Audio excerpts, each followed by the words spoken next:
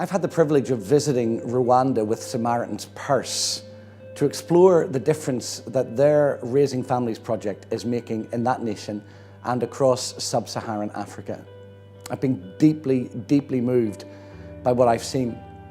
First of all, as a human being, I have seen in the people of Rwanda determination, resilience, grace, forgiveness, beauty, and strength.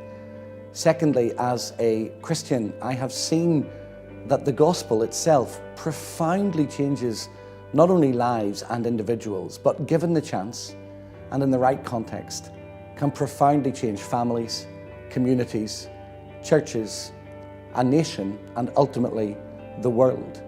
And thirdly, as a father, I visited a nation that was full of orphans, men and women who 23 years ago lost their mums and their dads and have had to come to terms with what that means and live differently and discover new mums and dads.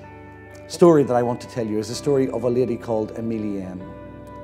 I saw her as a woman who was struggling to survive, living off the scraps of society, the scraps of her village, and really not knowing whether she was going to make it through another day.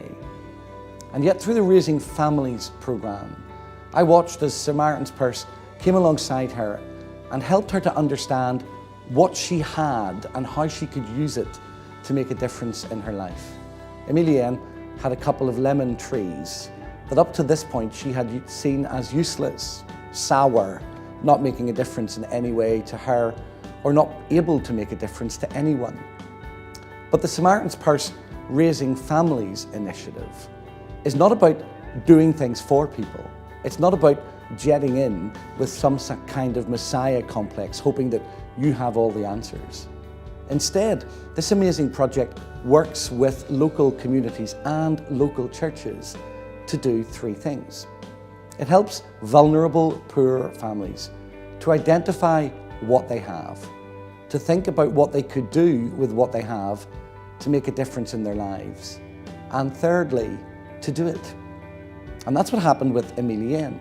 Just like the rest of the Raising Families program, they work with 20 families and they invest in them and help them and teach them and show them how to pray together, to save together, to dream together. This is local churches working together for local families so that they can find solutions and their lives can be transformed. Emilienne's 2 lemon trees became 27 lemon trees that are now being used to fund her family, in healthcare, in education. Not only that, she's planted saplings and has given them away to other people in her village and beyond. She's diversified her crop and is growing banana trees too. This woman whose future was bleak, whose future was dark, and whose future was uncertain, is now in a position where she's able to plan for a confident future. And she's helping other people to do the same thing. This is the gospel at work in her life. And this amazing project is seeing 100 people a month coming to faith in Jesus Christ.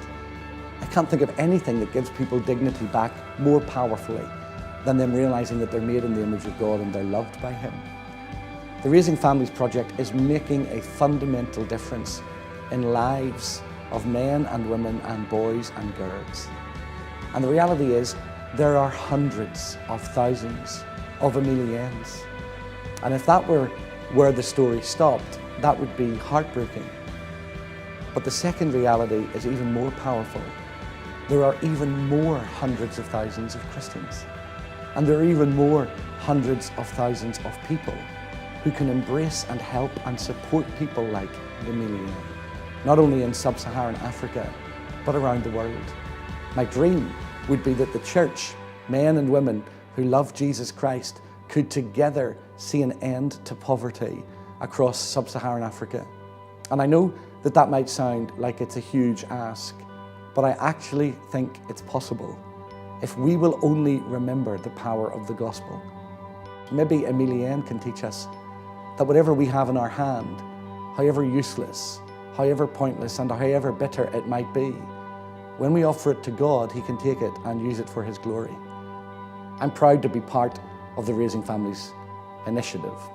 I'm proud to be part of Samaritan's Purse, and I'm proud to know Emilienne.